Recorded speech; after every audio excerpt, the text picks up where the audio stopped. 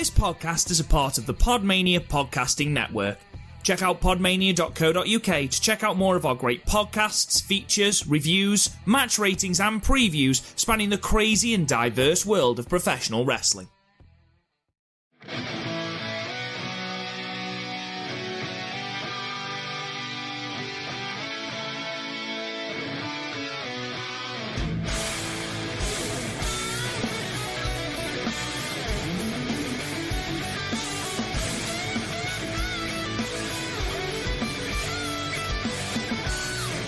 Howdy doodling everyone, welcome to the Pure Sector. Who the fuck cares? I'm your host, Chris O'Brien. I am joined by the narcissist,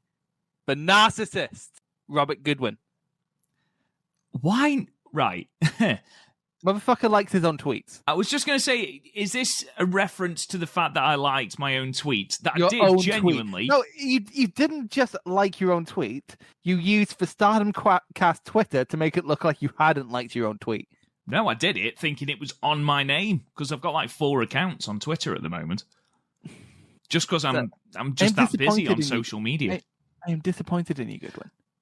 You should have faith in your tweets. I understand your tweets tend to bomb, but that's okay. Not all tweets can be bangers like mine. I don't know what to say. I genuinely thought you were making some sort of Lex Luger reference, and I was like, is it because I'm blonde? It's a bit of a stretch, but... No, you just like your own tweet. Although, I keep accidentally getting egg on my face around like actual rest. So the guy who made Grapple, the app, tweeted going, "Hey, I need some Pure-based content to watch," and someone very nicely tagged me.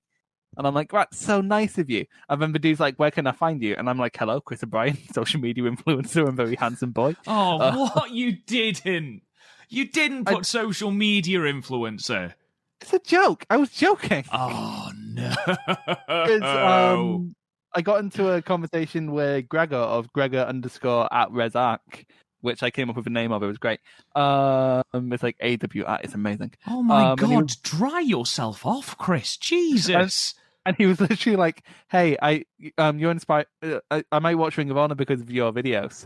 And I'm like, "I am a social media influencer." I'm starting to think that our podcasts together are just a big wank-off exercise for you sometimes.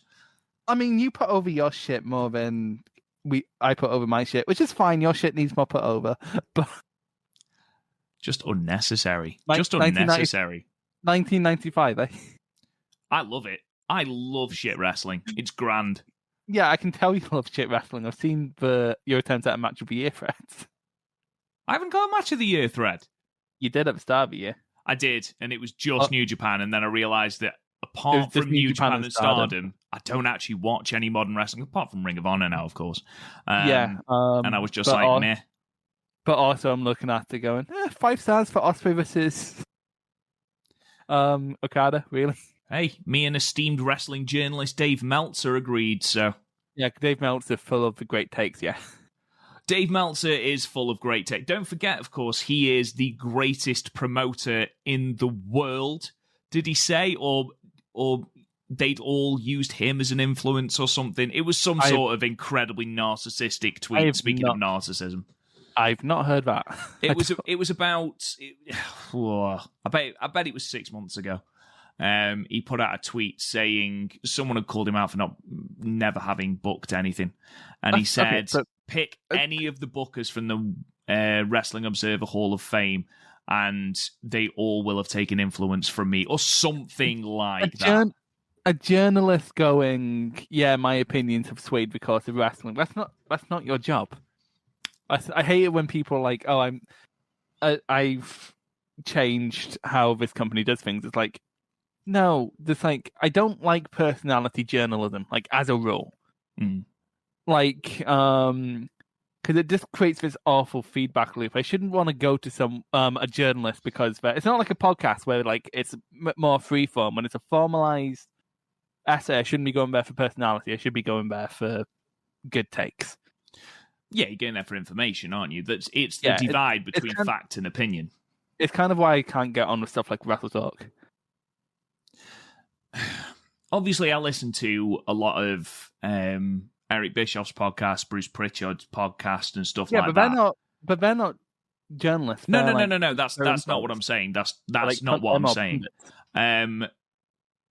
Obviously Bruce Pritchard's still very much ingrained in WWE, but I'm surprised he gets away with as much as he does. I know. They both despise Dave Meltzer, and it's not because of his takes, though. I suppose sometimes it's because of his takes. It's because he will embellish it with his own opinion, and that's what winds them up. Because they're like, he hasn't got a fucking clue. I don't actually hate Meltzer. I don't hate Meltzer. I like Meltzer. I honestly just get really tired because every Thursday or Friday, whenever he releases The Observer and the ratings come out, that's all that's on my fucking timeline, especially in Facebook groups. Holy shit, do people like go mad in fucking Facebook? Did I send you that one I got really mad at the other day?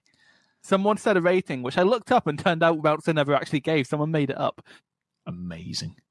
And was like, oh yeah, and they're putting it up there with like Michael. I'm like, the worst thing about all this is the fact that you didn't fucking crop your screenshot. It's disgusting. Like, I hate it when people don't crop their screenshots. It's not that hard. The function is literally built into your phone and into the apps you fucking post it on, you heathens. I honestly feel like you are taking issue with the wrong part of that.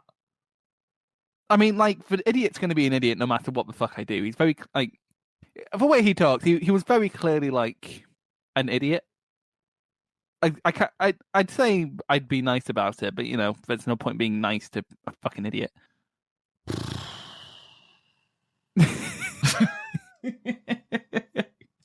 No. Should we get on Ring of Honor, Chris? We probably should. So we're here today to discuss 4 Ring of Honor shows. That's never happened before. It's a bit weird, isn't it? Just a little bit. We had a gauntlet, a pure rules gauntlet to decide the number 1 contender. There's the rankings there, but we were like, nah, we're gonna give number 1 contender a match on TV and then give the winner of this gauntlet a match on the pay-per-view, which is a choice. It's not whether it's good or bad is up to you. We'll get into that when we get into the gauntlet. Ring of Honor week by week, which saw Reptiles take on Danhausen. Women of Honor Wednesday, which saw Angelina Love take on Allie Recks, and then Allie Recks take on a mystery opponent. And then Ring of Honor TV, which saw Matt Taven take on Dutch. A dream match right there. Salivated at the prospect. Oh yeah, I was had to wipe myself off, mate. And then Bandido taking on Brian Johnson and Chris Dickinson and Demonic Flamita, Eli Isom and Reptitus in the Survival of the Fittest match. Are you ready? I'm born ready. No, you weren't. Don't you fucking lie to me. Anyway, so we started off Ring of Honor in the last week, with a dark, well, it's not dark, it was on the YouTube channel, but a Pure Rules Gauntlet match, the second one in history, Robert. The first one was won by someone. I forgot to bring up the cage match listing for that, so I can't tell you who won the first one because I have forgotten. I think it was Yehai, actually. It was. They said in the early part of this. Oh yeah, it's Yehai, and he beat really Yuta, who is now a jobber in AEW Dark. It makes me sad. But again, he jobbed out to Cheeseburger, so arguably Carl Anderson is a step up in his career. And we started out with, and we're going to take this like match by match within the gauntlet, if that's okay. Yeah, sure. We started out with Will Ferrara taking on Adrian Sereno. What do you think of the first part of this gauntlet? I enjoyed it. Will Ferrara had a really, really good showing initially and showed... He had a good showing in the last one, I know. Yeah, he showed why, Pure is sort of his division. And obviously Gresham, who I thought was outstanding on commentary throughout, constantly bringing it back to the action, constantly pointing out the little nuances that, especially Cheeseburger and, spoilers, and Ferrara were using PJ Black, constantly bringing those nuances and bringing something completely different to commentary. Shit talking Mike Bennett throughout the whole thing. Shit talking Mike Bennett throughout the entire thing. But yeah, overall, this was a sort of precursor to what we were going to get with Mike Bennett later on, in the fact that Adrian Soriano, he was a stand-in for LSG. Out there with his crew. The Primal Fear crew, which is a good tag team name, and one that I'm amazed hasn't already been a thing. It just makes me think of Primal Scream. Seen them live. Have you? How were they? They were okay. I'm not going to tell you who I was there to see. No, after you said that, you certainly fucking are. It was at Boardmasters Festival in Cornwall. It was gorgeous. It was on a cliff over the sea. It was beautiful. Okay, yeah. James Bay. He's the most boring man in popular music, Rob. He's so boring. He's very handsome man. Boring songwriter. Holy shit. It's his first album, man. I love that first album. Can't go wrong with it. His first album's more boring than his second one. Oh, his second album was shit, man. They're both shit. He's like, look, here's the thing. I have a little 2-year-old nephew. He's cute, considering he's a little shit. Although I did teach him to do the fist bump bada bada ba from Big Hero 6, which is like my biggest achievement of the last year. Mm-hmm. And I only graduated 8 months ago. So if he can like whatever music he wants, right? Mm-hmm. But if he comes into he can like do what he wants, he can love who he wants. I support him fully. If he comes into my house saying, "Chris, I found this artist from the 2010s I really like," I'm like, "Ooh, who?" And he says James Bay, I will never speak to him again. So you're not a fan? I do not like. I find him so boring. And like, especially with all the singer-songwriters in popular music right now, you have like a George Ezra who's much like just in like who end up in the charts. George Ezra is much more interesting. Jake Bugg's much more interesting. Jake Bugg, the Poundland Bob Dylan. I mean, like, as opposed to fucking James Bay, who just wants to be clapped in at his most boring. Are you done? I will never be done hating James Bay. Yeah, like I was saying, this was like a precursor to what we were going to get with Mike Bennett, and the fact that Ferrara is the experienced Pure Rules competitor, and Adrian Soriano was not. Adrian Soriano was basically inserted into this, and they actually made a point initially about how this wasn't Soriano's bag at all, and in fact, they'd actually, him and the rest of Primal Fear had sort of shunned that division. So, and then Ferrara took advantage of that and made him tap out fairly sharpish. But yeah, it was a decent opening. Yeah, it was fine. Good dynamics. Anyway, Ryan Mooney comes in and eliminates Will Ferrara. Thoughts? Yeah, didn't expect that to happen. I thought Ferrara was going to be the sort of Iron Man, but again, it was a completely different dynamic because obviously these two actually wrestled a far more pure style match. I enjoyed Ryan Mooney using the closed fist by accident. Yeah, no, I love that. I love that little wrinkle. And then eventually using it to get the pinfall and then apologizing. And if you're a heel, you know, Gresham being annoyed about it. Gresham being annoyed about it. Gresham just... It's like, why didn't you look up the rules before entering this match? Him and Caprice Coleman had a great exchange. I can't remember when it was. I think it was towards the end, where Gresham just shouts, "Hit him in the stomach!" And Caprice Coleman goes, "You're not allowed to do that." And Gresham's like, "Just don't do it very hard."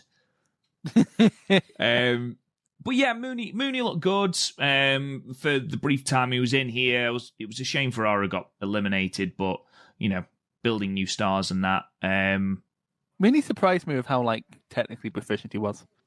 Yeah, absolutely. He was technically proficient, but he was a bit bland. Yeah, well, I don't think he's been going that long. No, and Ryan Mooney. He's been going since 2017. Yeah. So he's relatively new to the scene. Yeah. He's not new to Ring of Honor, though. He's a Ring of Honor dojo guy. By the looks of it. There you go. Well, they did say that there was a dynamic between him and Will Ferrara, because obviously, if he's a dojo guy, Will Ferrara trains at the dojo, so... Mm-hmm. It's the same with Joe Keys later in the match, where he knew Gresham more than he knew. Joe Keys and Gresham actually had a match with Pure title earlier in the year. Yeah, they brought that up, actually, on commentary. And again, that's why I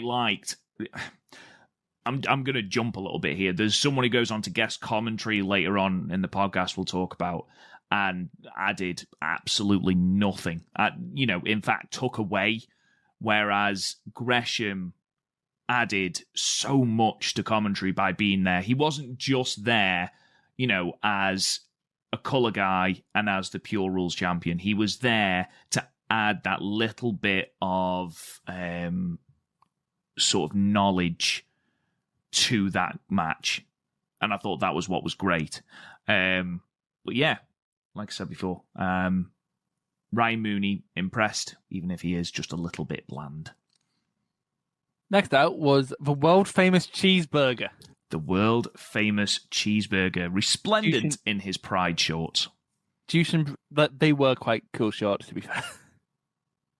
I like cheeseburger. He seems like a lovely chap. He has some really good ideas. Not enough lactic bone in his fucking body.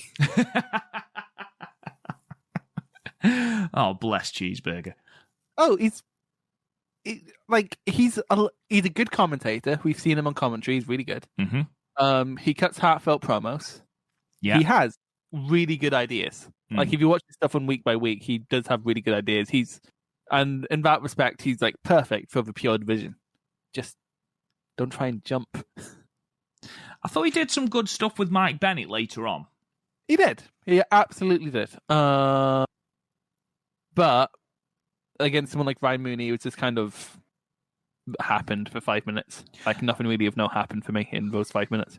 No, it was the lull before we actually got to the quite long finishing stretch. Mm-hmm. And then we have Mr. Mike Bennett rather coming out, which but we'll get on to it. I'm not one of those people who hate Mike Bennett. I've seen him at his best. At his best, he was the worst in the Kingdom. But like the Kingdom had Matt Taven and Adam Cole, so it's like a talented bunch. So like I can't really hold that against him. He had a decent run in TNA. Feuding with like Cody and Moose. Like he was a good heel. His theme was a banger in TNA. If you get time, look at his theme in. Actually, his theme in both WWE, TNA, and Ring of Honor are all bangers. I was just going to say, his one in WWE with Marie is fantastic. Oh, it's the greatest 80s love ballad. It's great. I know. I still love when he came.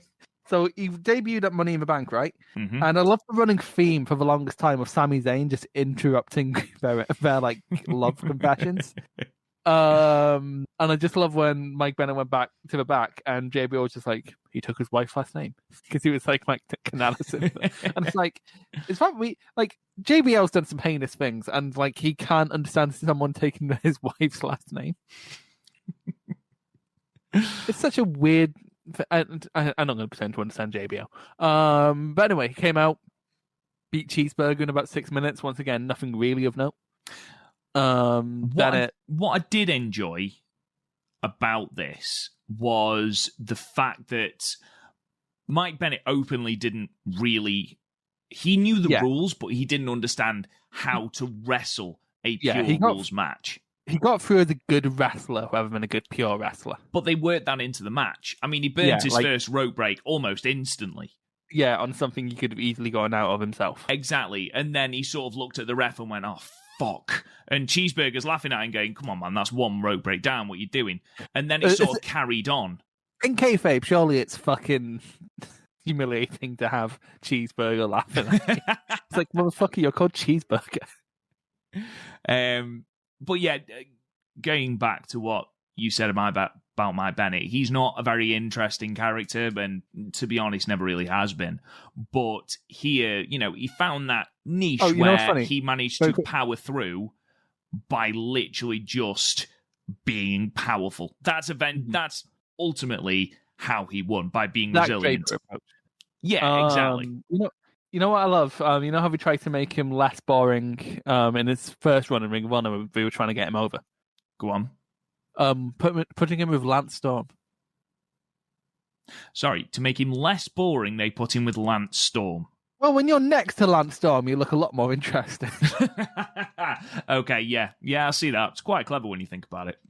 But yeah, Beast World Famous CB, Joe Keys come out, and we have the dynamic that same dynamic then with Cheeseburger, only more athletic, of Bennett being a bad pure wrestler but a powerful fighter, and Joe Keys being proficient in pure rules as a student of Jonathan Gresham, but not as powerful as Bennett.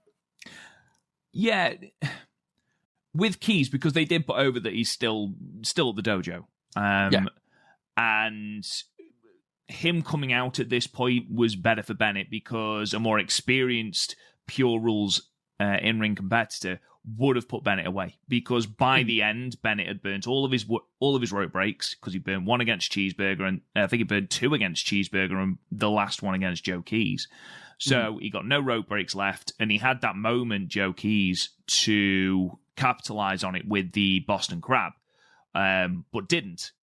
He hadn't got the experience to capitalize on that, and eventually Bennett won.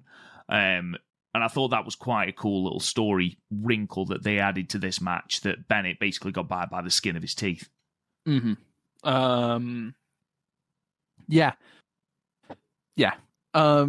So yeah, and then PJ Black comes out, was in the Pure tournament, but he's not like a prototypical Pure wrestler. I love PJ Black. Do you? I am a massive fan of PJ Black. I see people being on and off with him. I keep forgetting that it was Peter Gabriel, who looks so different now. He wasn't Peter Gabriel, mate. Peter Gabriel fronted Genesis. Not Peter Gabriel. Justin Gabriel. I've had too much Red Bull. Justin Gabriel.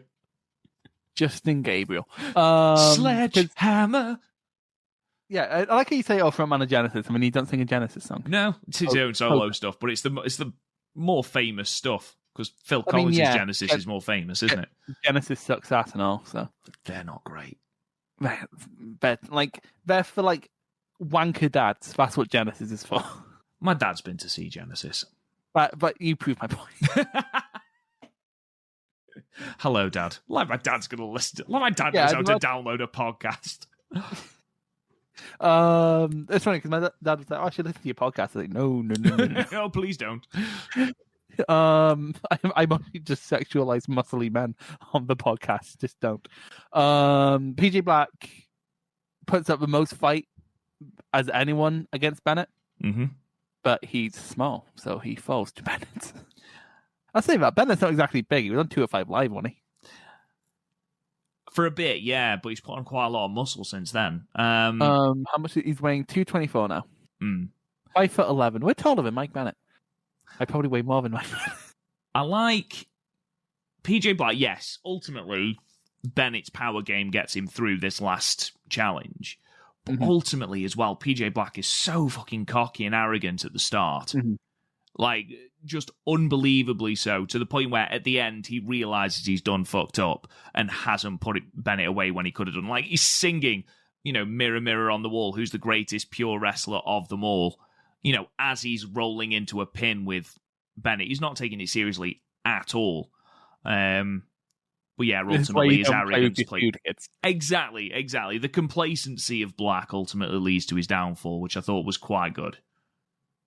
So yeah, Mike Bennett is facing Jonathan Gresham at the pay-per-view. What's your thoughts on that? Well, not necessarily. Oh no, it's because it's Yay High next week on Ring of Honor TV. Yeah, and then it's going to be Bennett taking on the winner. Well, exactly. So it might not be Gresham. It's definitely going to be Gresham. Chris, when you assume, you make an ass out of you and me. I don't need to do much to make an ass out of you, good one. But no, we've got the Pure Rules, Pure Championship match next week with Yai. Yeah, there's no way Gresham's dropping the belt to Yai, but it's going to be a great match. I would have preferred that on the pay-per-view and Bennett on TV, to be honest, but Bennett, I guess, is a bigger name. That's exactly what I was going to say. I'd have rather Gresham versus Yai, but ultimately, I understand I assume both Gresham is going to win. Yeah, I was talking about this with Forrest Silver recently, actually. Like, our pet theory is that Woods is going to be the guy to dethrone Gresham eventually. Like he's going to get past Silas and then go back to Pure and beat Gresham for the title. But also, it's discontinued Gresham's trend on pay-per-view of taking on non-Pure division workers. Like he's basically defending the Pure division. Like he took on Flip at Final Battle. He took on Draper at 90th anniversary, and now he's taking on Bennett. So he's basically just defending people who think they can swan into the Pure division and just take the title from him, which is a good thing. I don't know. I think he could have done that with Black, maybe better. Like, it's probably going to be a good match. Bennett's a decent worker. It was good, actually. You sort of piggybacking on your point. Gresham kept calling it my division. Not just necessarily because he's the champion, but like you said, because he's defending the honor of that division. But what I did like was the fact that they were making comparisons between Bennett and McGuinness, and saying like Bennett's been taking sort of lessons from how McGuinness wrestled the Pure style. And I'm not saying that have you seen they're much similar, of but have you seen much of, apart from the Danhausen match? Have you seen much of McGuinness's Pure stuff? Not apart from his match at Unified with Brian. No. He kind of skirted, like he learned the rule set, not the way Gresham has, where he's trying to be the most efficient about it, but in ways he could exploit it. Like he'd burn all his rope breaks and then be able to put his feet on the ropes for leverage, kind of thing. Yeah. Or he'd get his opponent counted out and stuff like that. So, yeah, that could be a good dynamic. I think if he wanted to play on that, we maybe should have put Bennett in a few more Pure Rules matches before the Gauntlet. Or painted him as more of a cagey sort of, utilising the rules as opposed to blatantly not knowing them, which was a good story. Yeah, because as it stands on TV, he's effectively just Matt Taven's mate. Yeah, and you're not exactly, you can't compare him to, and I know they're only doing it as a passing comparison. It's not like it's been drilled in or anything, but no, you can't then compare him to Nigel McGuinness, who doesn't necessarily cheat, but will, bend the rules to their breaking point, and then have Bennett be an underdog plucky babyface. The dynamic's not really there, but I do understand what they're saying about, the power and that sort of thing. Yeah, I completely understand what they're going for. Maybe they should have set this up earlier. Agreed. Yeah, absolutely. It's the one time where, like, with both Draper and Flip, it made complete sense. Here is the first time it properly feels out the blue. Yeah, completely. Again, maybe we should have had this on as a first defense after Yehai on the pay-per-view. But again, we're trying to draw a house, and I guess Bennett's our bigger name. I'd have pushed to get Rocky at that point, but I think, to be fair, they didn't necessarily need a name on this pay-per-view. It's the first Ring of Honor pay-per-view with fans. And it's not like the card so far is not stacked. Like, you have Lethal and King. The world title match is guaranteed to get some marks happy. Dragon Lee's on it, who's a big New Japan star. I was just going to say, Dragon Lee and Deppen's going to be great. And at the Sheen Spake Insurance, remember the same arena as we're in now, so it's not a big arena. No. So, it's probably going to be fine. Yeah, I imagine it'll be fine. It'll be fine. There's not been a bad Pure Rules match for the title so far. The closest one to that would have been the Joe Keys match, and that was just sort of a rookie match. So, yeah, your expectations are automatically lowered, aren't they? Yeah. Anyway, next up we have Ring of Honor week by week. Now, before we got into the match, was there any promos that stood out to you? No, not that were then shown on Ring of Honor TV, but there's a couple that stood out to me. One of that weren't on TV. One of them was Taven being self-aware of how long his feud with Vinny's been going on. Oh God, yeah. Sorry, I thought that was on Ring of Honor TV. It was not. The one with Brian Zane. I love his beard being grown out because of how much feud is effective in it. I think that's a nice little. I understand that's probably just lockdown beard, but it's a nice play into the story. It's what they did with DDP in WCW. The whole letting his hair grow and his beard grow out because he's down on his look sort of thing. Is this a 1995 thing? Well, technically 96, but yeah.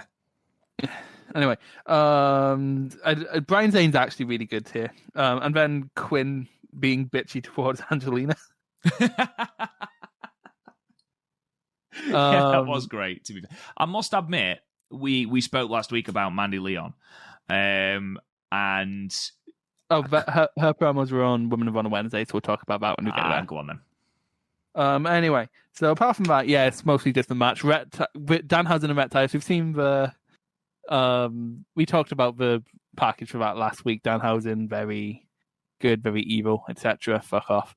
And then Rhett Titus is just doing his profession. Oh, he does it again. He did it again. We will get to that. We will motherfucking get to that. But this match, better than it had any right to fucking be.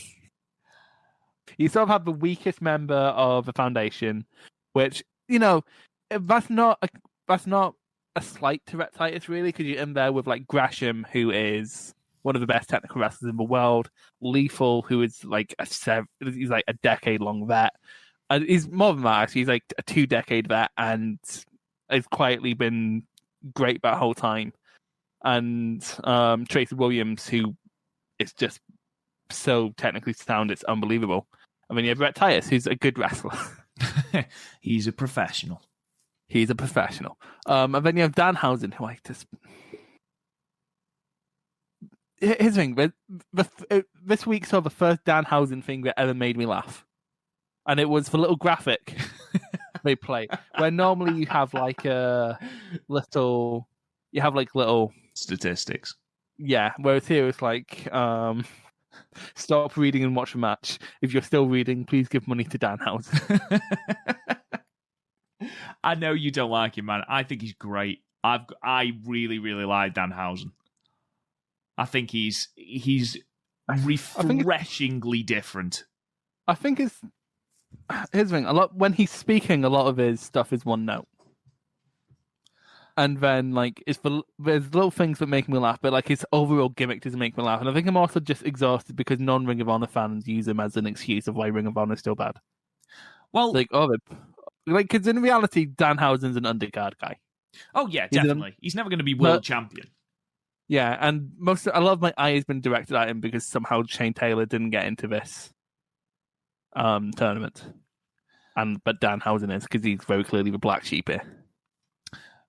What I did like about Danhausen here is we've both said that Rhett Titus, you know, apart from his interview where he started swearing and got really annoyed at the fact that he got jumped by Violence Unlimited, he lacks charisma. Great in ring. Again, as proved by this match. What are you talking about? He's a dog. He's a dog. A dirty dog. I thought that Danhausen really, really pulled out some charisma from Rhett Titus in this match. Like, just their little exchanges, like, as Danhausen's trying to... The entire thing was Danhausen could keep up with Rhett Titus, but as soon as he started to actually wrestle, Rhett Titus was all over him. And he progressively started to realise that. And every time Danhausen tried a proper, like, chain wrestling move or something like that, not only did Rhett Titus block it, but also looked at him as though to go, what the fuck are you doing? Why did you even bother? Great. That entire dynamic for the first 3 or 4 minutes was really, really, really good. And when you've got a promotion of just really, really, really good wrestling, sometimes you need those character wrestlers to offset that. And I think Danhausen did that really, really well in this match. Yeah. It's probably the best Danhausen's looked in a match. For me, he probably had some match for me indie. Someone's going to tell me it's 5 stars, but he is probably the best he's looked. He actually wrestled with some heart. Yeah, absolutely. By the end, I was like I said, I like Danhausen, but I wanted Rhett Titus to go through. But by the end, repeatedly failing to get like I don't know what he calls it, the German suplex where he just jumps into the ring to do it. I don't know why he does that. Probably the fucking suplex Hausen. Okay, he tries the suplex Hausen and he can't get it off, and then eventually does get it off, and you're like, oh, he's gonna get it, and then obviously Rhett Titus kicks out. But I think that's the mark of a good match, where you are actually rooting for the underdog by the end. I wasn't. I know you weren't, and I know you still don't like Danhausen. I love Danhausen. I love him. I think he's great. I thought these two put on a really good match. That submission finisher from Rhett Titus was brutal. Yeah, Titus is good at the old submission, isn't he? it was like a full Nelson camel clutch, but Danhausen bent. Like, the torque on the back of Danhausen was unreal. It looked great. And it wasn't even a proper tap out. It was just like a do, like, help me. It was great. It was really, really good. And I know, Chris, tell the people what you gave it. I gave it. Here's the thing. Don't caveat it. Do not give it a caveat. What I gave you was literally a typo. Did you mean 3 1/4? I gave it 3 1/4. It might have been a literally half star higher if I had a hot crowd behind it. It's kind of a match that needed a hot crowd because they'd be behind Danhausen. Oh, 100%. It would have elevated it massively. But it's 3 1/4. It's a good match. It's probably the best of the week by week matches for Survival of the Fittest. What have we had? Johnson versus Sledge. Dickinson and O'Shea and Johnson Sledge. It's on par with Johnson Sledge. Yeah, I prefer Dickinson and O'Shea, but yeah, I can't disagree with you, Chris. Dickinson and O'Shea, that went like exactly how I expected it to go. Oh yeah. Dickinson looked great, but it was what you anticipated. I agree. Yeah. So that was week by week. That was week by week. On to Women's Division. I keep calling it Women of Honor Wednesday, but it's Women's Division Wednesday. Yeah, I know what you mean, though. It's fine. Don't worry. And there wasn't really any like golden tickets handed out on this one. It was just apart from right at the end. We just went right into a match. We did, yeah. There wasn't a lot of like preamble or anything. No, not really. Generally, not a lot of amble. There wasn't. We just went straight into Allie Recks versus Angelina Love, which was much better than I expected. But first of all, Allie Recks, I mean, that was a bad opening promo, wasn't it? Like, looked like a deer in the headlights. It was your stereotypical, golly gosh, I'm so happy to be here promo, wasn't it? And yeah, and it's not even that. There was no heart in it. Like, I didn't for a second believe it was her dream to be in Ring of Honor, which I know for like a majority of people, it's not their dream to be in Ring of Honor. So like, you don't need to lie to me if you don't want to. But I didn't feel like it was her dream to wrestle Angelina Love. Yeah, I didn't get the impression that she actually knew that Angelina Love was a 7-time, world champion. Which, as it was the entire premise of the match. Yeah, she didn't talk about Angelina Love like she was a PCW alumnus. If you're interested, she was in a tag team match being defeated by April Davids and Viper, tagging with Liberty in Lancashire, England. I was PCW Who Dares Wins. I was in no way bothered at all, but thank you. I feel more intelligent now that I knew. She was in PCW in 2012 as well. Like, 1 second. She defeated Kaylee Ray at PCW Invasion. There you go. Anyway, so yeah, Allie Recks, just a bit about her. She's not green, obviously. You saw in this match, but she's mostly just been on the American Indie. She's been in Shine, been on WWN, which is for people who aren't involved. Been on a couple Shimmer shows, and ICW New York and CZW. I think she's a CZW dojo girl. Right. Okay, so into the match itself. What did you think? Oh, no, wait, because there was that promo with Angelina Love and Amanda Leon, which was actually really good. It was good. I liked it. But... Did you just like it because Brian Zane was there? No, what I said before about Mandy Leon, and we spoke about it on the last episode when she cut that promo on Zoom when Maria Kanellis-Bennett gave her the ticket. And we talked about how, well, it's not easy to cut a promo on Zoom.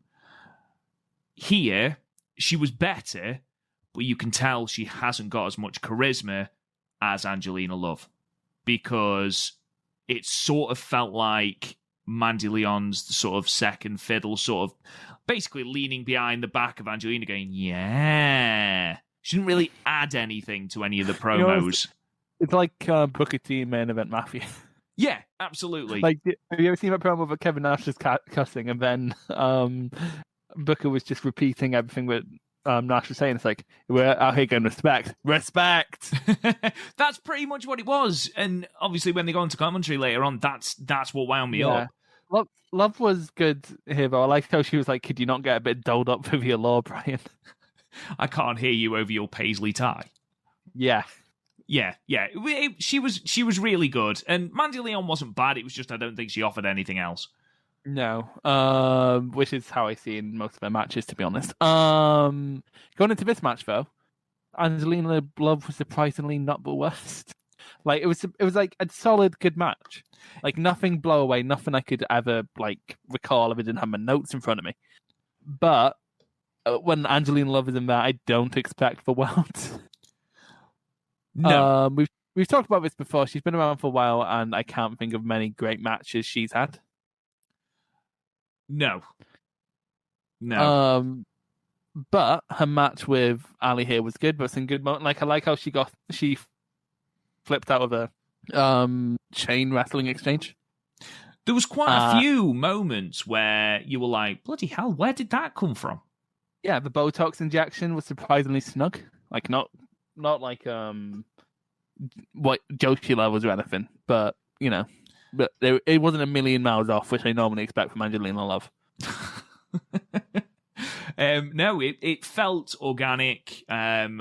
Believe it or not, my issue in this match wasn't with Angelina Love at all. It was actually with Allie Recks. Yeah, she's a bit of a charisma vacuum, isn't she? Massively. There was nothing. We spoke last week about how Roxy sort of offered something. You could see there was something. There was a spark. And Allie Recks, she can do the graps. She can do the wrestling. But there was nothing blow away. There was no move that made me think, fucking hell, that was amazing. There was no particular moment of shine that made me think, I want to see more Allie Recks. And if anything, I actually saw more of Allie Recks in the squash match that follows this than I did in this Angelina Love match. And I know it's difficult to get your personality over when you're in there with such, with Angelina Love and Mandy Leon, who are big personalities. Their entire group is sort of, mean girls. And I understand that it's going to be difficult to get your personality over, but I got nothing from Allie Recks at all. And it's sort of, it's embodied in that opening promo where she was allowed to talk and she came across as terrified. She was then allowed to talk after the match and she came across as terrified. He's going to bomb if she ever gets a promo in front of a crowd. That's the thing. I mean, I didn't think Amy Rose was particularly great. We'll get on to fucking Amy Rose. But, yeah, this was, again, complete agreement with you. I thought Angelina Love, far better than I remember her being. Obviously, this is the first Angelina Love match I've seen in about 6 years. Oh, no. Yes, yeah, because she wasn't in a match at G1 Supercard, was she? She just appeared. The debut of the Allure. I keep forgetting you haven't seen a match with Quinn McKay. But yeah, I thought she looked good here. Thought she was a really competent heel. I did enjoy Mandy Leon saying, come on, Blueberry, every time Allie Recks was getting to the ropes. I thought that was quite funny. When I was taking notes, I forgot Allie Rex' name, so I kept referring to her as Blue Pants. I actually gave this 3 stars, Chris. I gave it 2 3/4. It was good. It was fine. It was serviceable. Yeah, I sort of flip-flop between those 2 ratings, so I'm happy to go through 2 3/4. It's a McDonald's breakfast of matches. It's not going to set your world alight, but it will do when you're on your way to work. Absolutely. Yes. Okay, so then Angelina Love and Mandy Leon are on the ramp. Blue Pants goes, give me another chance, like right now. And then this is all a shambles, by the way. So then they're like, oh, you want us? No. Amy Rose comes out. She's in gear. Like, it's wrestling. Like, could that be anything but wrestling gear? Like, it was wrestling gear material. It was like wrestling gear shape. Like, I thought he was great. I thought he was great when he then said, why did you think you were wrestling me? It's like, you thought you were going to wrestle me? It's like, first of all, you haven't actually said anything. So, like, So, like, why is that the first thing that came out your mouth? Yeah. Second of all, no one assumed anything. No, because as soon as she came out, everyone knew what was happening. And also, it's like, why did you think you were going to wrestle me? Motherfucker, you came out when they said, this is who you're wrestling and you're wearing wrestling gear. Like, your music hit. What the fuck did you think? What? Like, if you came out in a dress, then sure, I'd be like, what? I'd be going along with you. But you literally came out in wrestling gear. Like, I doubt you came off the fucking street wearing that. Like, and then, no, you're wrestling them, and Maxi Impaler comes out. We'll go on to Maxi Impaler in a second. Angelina Love and Mandeleon join commentary with Maria, and they're kind of just mean girlsing it the whole way through, which I enjoyed. I enjoyed it, but I have a new drinking game for you because it happened several times over all these shows. Can I guess what it is? Can I guess what it is? Is it take a drink every time Maria Kanellis says I'm on the board? Yes. Exactly. Holy shit. I was gonna mention it. Like, we know Maria. Like, no one's watching Women of Honor Women's Division Wednesday who don't watch the main show. Like, we know. You don't need to keep reminding us. Every retort. And she's meant to be a face or not. It's like when John Laurinaitis was it what was he called when he was on TV? It was like the chief executive or something. Yeah. And he was like, it's like the junior vice president of talent relations. Something like that, yeah. Yeah. So, and he said that a lot as a heel move. Like, you're meant to be like a neutral, at most a babyface, and you're like, yeah, but I'm on the board. It's like, I know.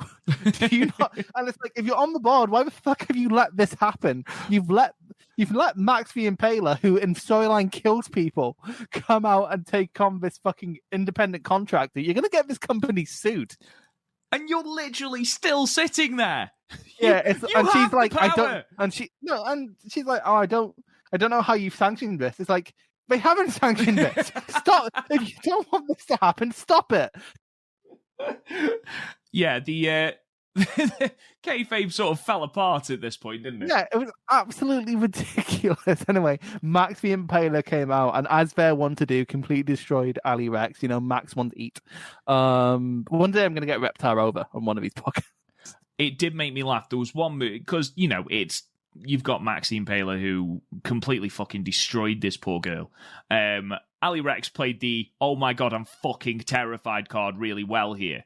It's like the one moment of sincere. I wouldn't be surprised if this was a shoot, and that's why we finally got some sincerity out of maybe.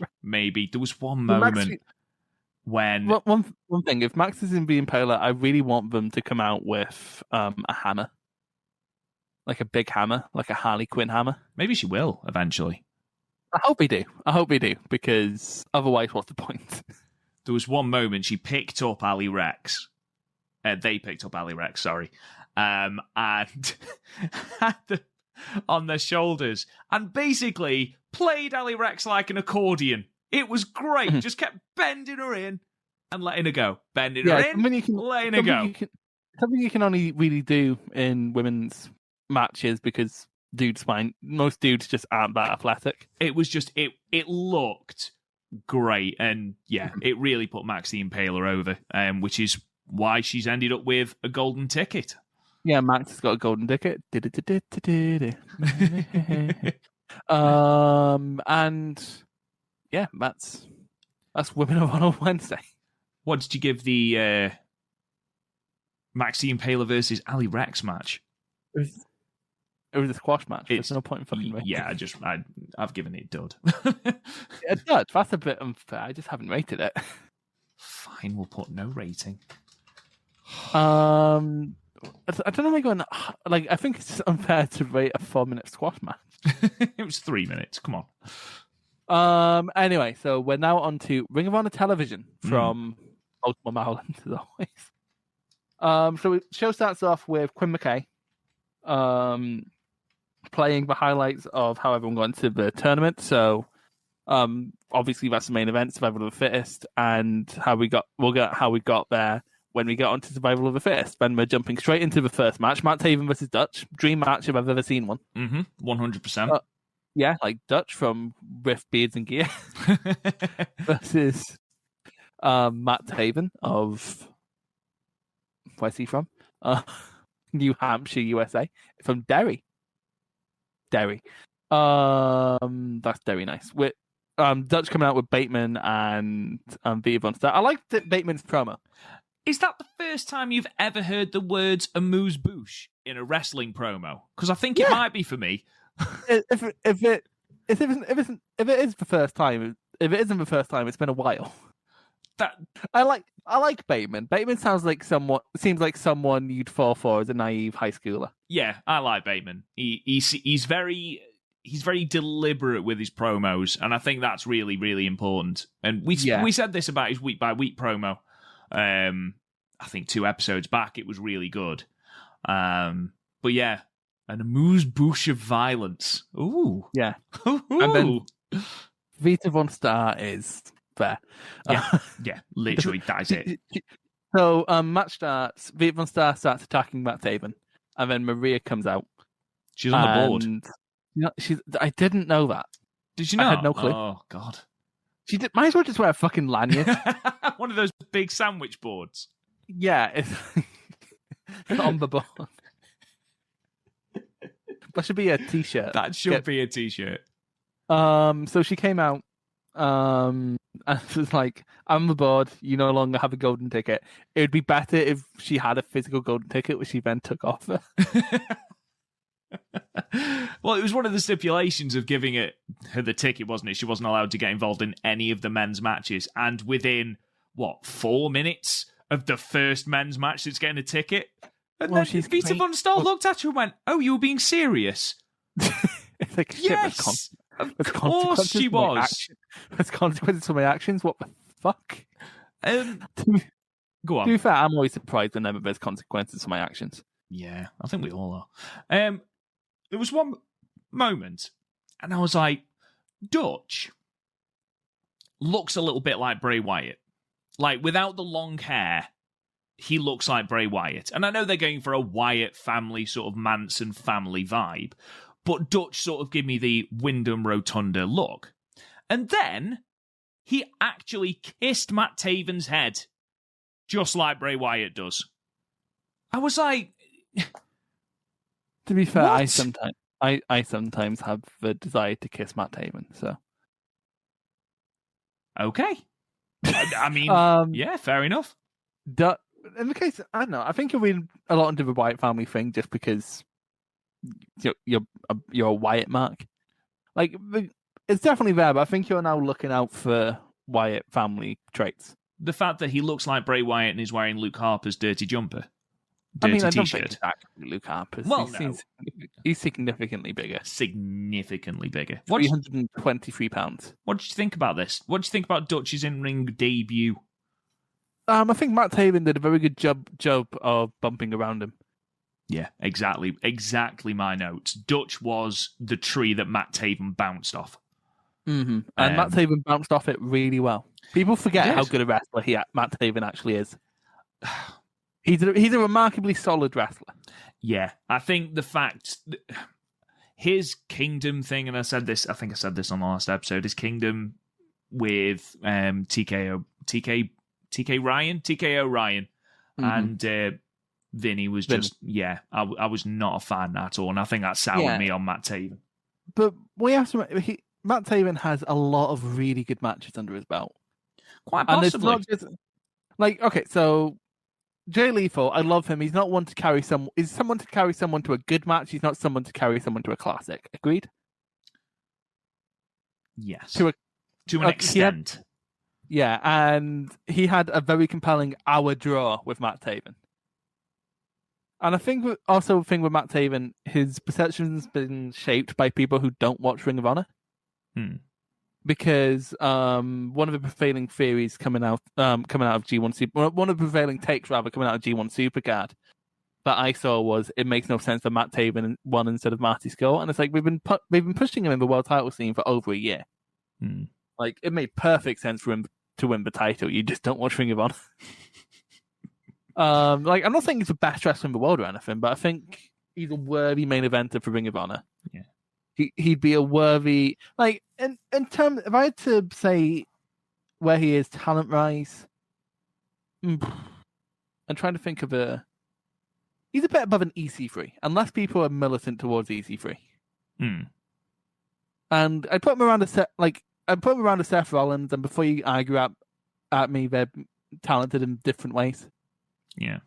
Like, for example, Seth is very athletic, but fake to his core. Whereas Taven's sort of the opposite.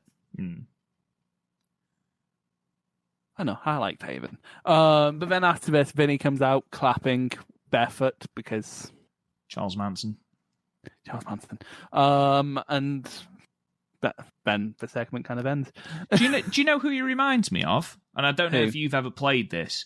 He's Joseph Seed off Far Cry 5. I've never played a Far Cry game, so I couldn't tell.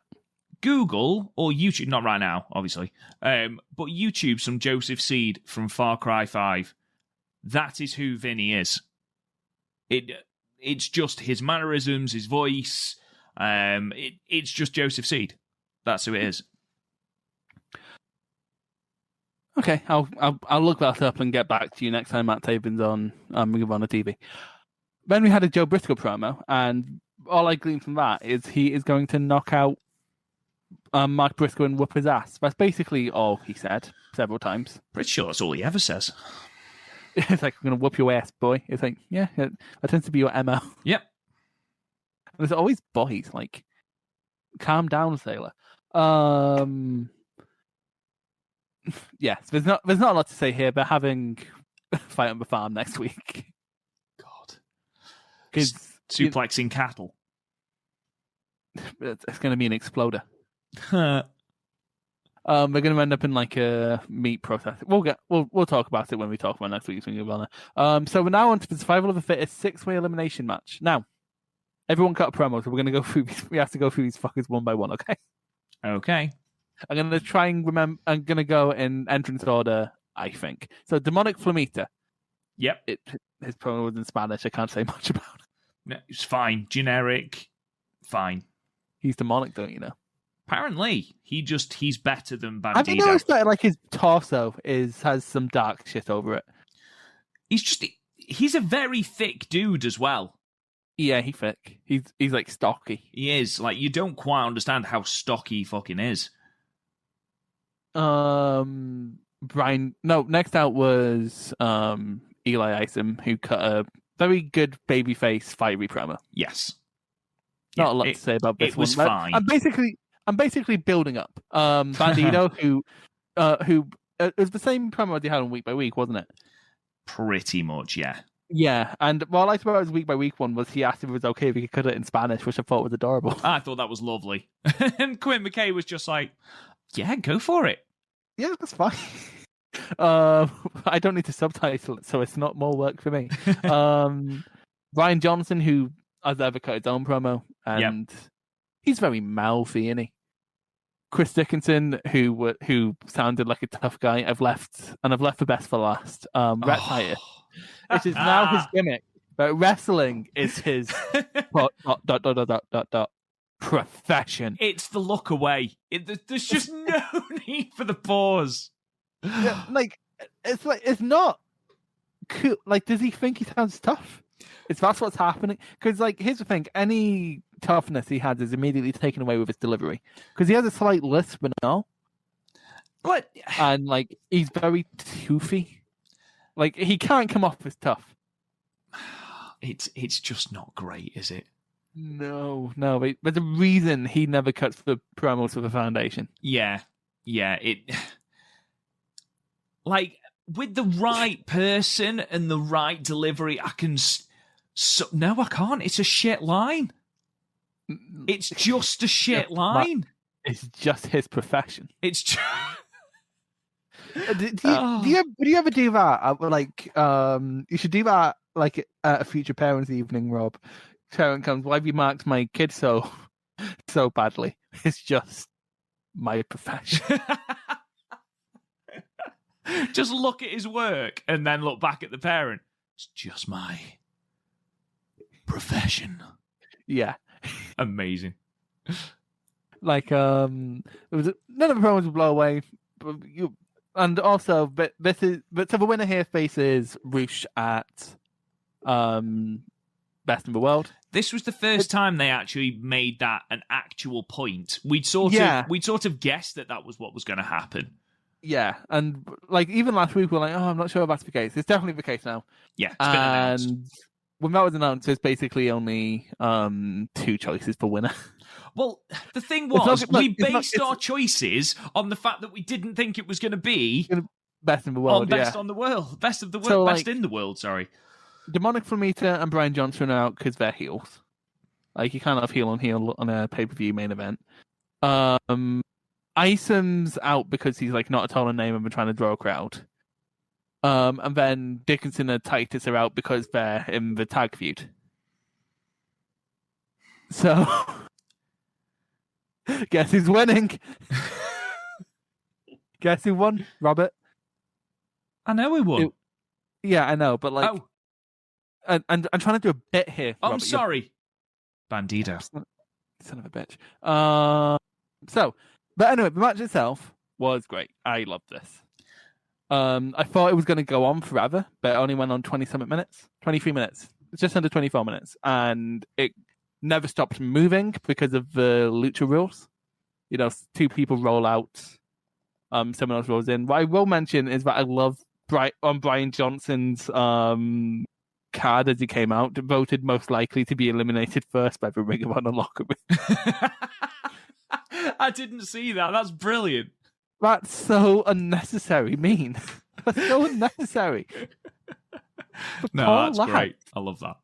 How old is Brian Johnson? He's 31 years old. He's a fucking veteran. The former El Hijo del Squid Jr. I assume that's a Chikara thing. I assume that's Chikara. Yeah, and that's just mean, innit? But anyway, yeah, he wasn't eliminated first. Demonic Flamita was eliminated first via roll-up. I liked how Bandito did it. I like how it kind of continues that feud. But yeah, everything just kept moving. There was this great, the Bandito flipping fall-away slam. Oh my God, off the top rope. Back to the outside. Oh, good grief. The fact that he landed on Flamita.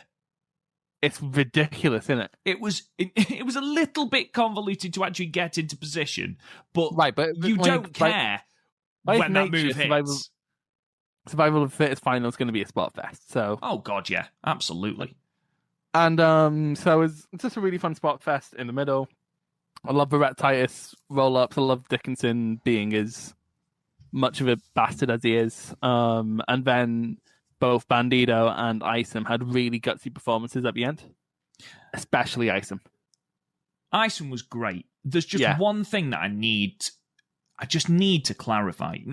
I love the word. I didn't think I'd love, but I love the fact that Flamita was eliminated first. Because I thought, like apparently most of the Ring of Honor locker room, I thought Brian Johnson was there to go first.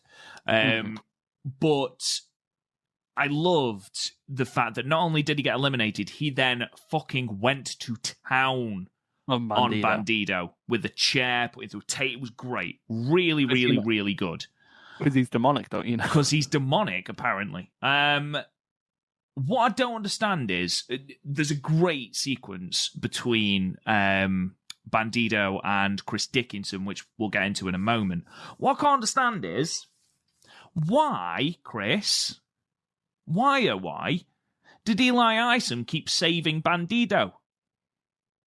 Because he's a well-meaning idiot. What the fuck?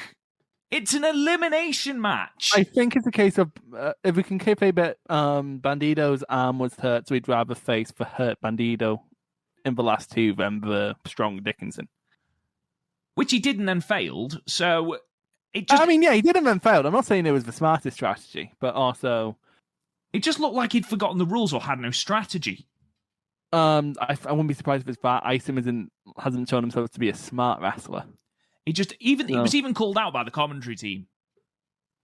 Like, yeah, why on earth I do would like you... when I do like in Ring of Honor that when they actually only call people out when it's an actual like illogical consistency, as opposed to JR and AEW who just calls out everyone in every fucking match.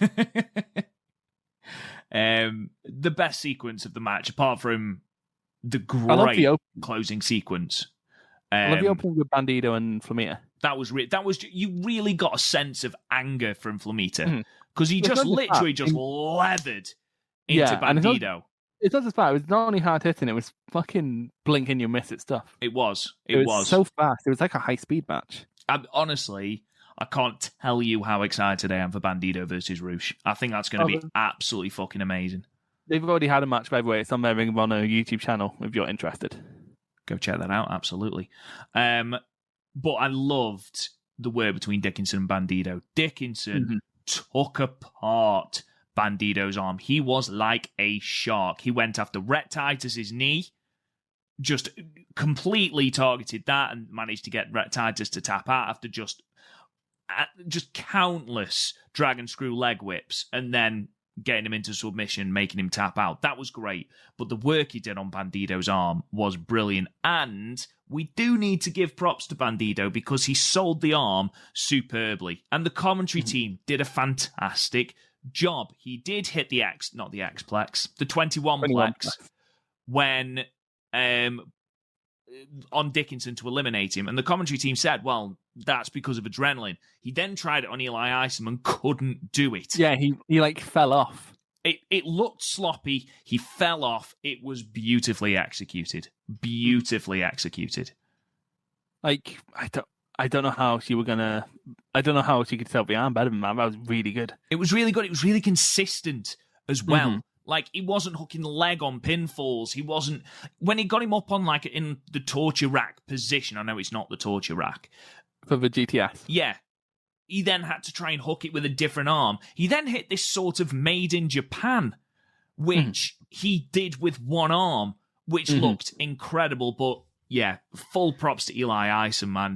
That babyface push towards the end. The commentary team, at one point... Caprice Coleman was just shouting, these two, these two, these two, these two. That was literally all he was shouting. That was how pumped and excited he was. And they did such a good job of building Eli Isom as the improbable victor, or the improbable victor, or whatever it is. I can never remember. In this situation. Exactly. And the devastation in Eli Isom's face when Bandido pinned him. It was fantastic. And even at the end, when he's having his hand raised by the referee, he's still selling that arm. Honestly, this match was fantastic. Really, really good. And like you said, for a six-way, it only went 20-some-odd minutes. It was really, really good. A thoroughly, thoroughly, thoroughly enjoyable match. Yeah, it started out as a spot fest and then layered on story beats as it went on to create a really good crescendo. Great. Exactly what you'd want from something like this. I want to see Dickinson versus Rhett Titus now. I'm sure that will happen at some point. Well, it's going to be in the tag match. I was just going to say that. It'll be the tag match. I imagine that's why Dickinson eliminated him. But so, good news. Good one. I'm going to get that match. Yeah. So what did you give this? I was flip-flopping between 4.25 and 4.5. You flip-flopping when that happens. I'm going 4. I loved it. I really, really liked it. It's probably as good as you can get with something like this with the people involved. Like, I didn't think I'd be giving Brian Johnson match 4 stars this year. No, absolutely not. So it means that fucker Rhett Titus is on my thread more than it's on my thread 5 times now. So maybe it is. Maybe it is his profession. Maybe. But yeah, this is really good. Everyone in this match looks better having been in it. And I'm kind of glad it was on TV rather than a pay-per-view now, because it probably would have been buried in the mix on a pay-per-view. It wouldn't have been given the time it had on a pay-per-view, I think. So yeah, agreed. So that's the end of the show reviews this week. So want to see what's happening over the next week, Mr. Rob Goodwin? Of course. Lay it on me. Okay, so we have 4 shows again next week. Ooh. Because on the 29th, Ring of Honor Week by Week, we'll see Danhausen and PCO take on SOS of Korn and Moses, and Balance Unlimited of Dickinson and Homicide in a triple threat tag match. I believe the conceit is number 1 contendership. Right, because everyone here is ranked apart from Danhausen and PCO. And in theory, Danhausen and PCO got a win here, that would get them ranked because they've beaten one of the ranked competitors, which would shoot them up. Okay, cool. So it's probably Dickens and Homicide, isn't it? It makes most storyline sense. I imagine that will be the match for the pay-per-view. Yeah, unless, PCO go burr and maybe. Yeah, go on. When we're on a Wednesday, we actually have a preview for that for once. We'll see Alex Garcia. Yep. Known for her work in the NWA and AEW. Good for her. Will be taking on Gia Scott, which is a name I swear I've heard before, but I'm not sure where. Don't ask me where, because it doesn't look like she's been many places. Maybe I'm thinking of a different Scott or a different Gia. But that's happening on Wednesday. Okay. And then on Ring of Honor TV, on the 2nd, we have the Fight on the Farm between Mark Briscoe and Jay Briscoe. God. I swear to God, it's just going to be like a normal match in a barn. Yeah, you imagine it's some kind of Hardy compound thing. You imagine that's going to be what it is. Something like that. Yeah, it's not going to be... I don't think it's going to be on the level of one of them, but... No, I also don't think they're going to be going for, humour. Maybe not. We'll see. It might end up being the match of the year. We don't know. That's true. We don't. Their match on the 500th episode of Ring of Honor was very good. Mm. Again, it ended in a count out, but it almost worked, so who knows. And then a pure title match. Get excited, Goodwin. We have a pure title match. I am very Jonathan excited. Gresham taking on Freddie A. Freddie A. has been quietly one of the better pure wrestlers going. He's powerful, he's strong, but also he's a prototypical pure wrestler in his style. So that should be really good. And Gresham's just one of the best technical wrestlers in the world. It's going to be great. Gresham's definitely walking out champion, but that's never stopped me from enjoying one of his matches before. So no. And then also on the 11th, if cage match is to be believed, which is a week on Sunday, we have Best in the World. We do. So we have one Ring of Honor TV before Best in the World.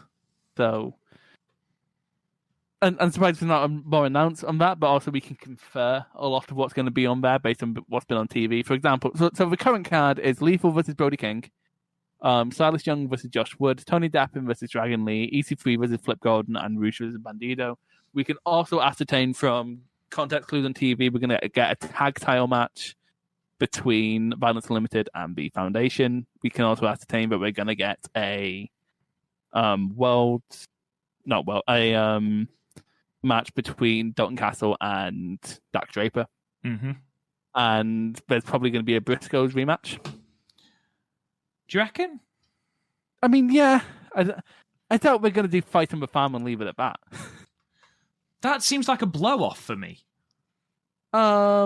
Keep hitting your pants, good one. I don't know. I can't imagine that ending in a double count out, but then it would be like 1 win to 1. Find out who the best Briscoe is. Mm.